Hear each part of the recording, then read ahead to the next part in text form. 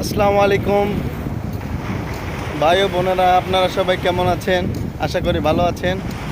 এই যে মাছ ধরতে আসলাম, সত্যি অনেক সুন্দর একটা পরিবেশ। সেটা বলে বোঝাতে পারবো না। অনেক সুন্দর একটা পরিবেশ, অনেক ভালো লাগতেছে। সকালে আমরা এদিক দিয়ে কুয়াশা।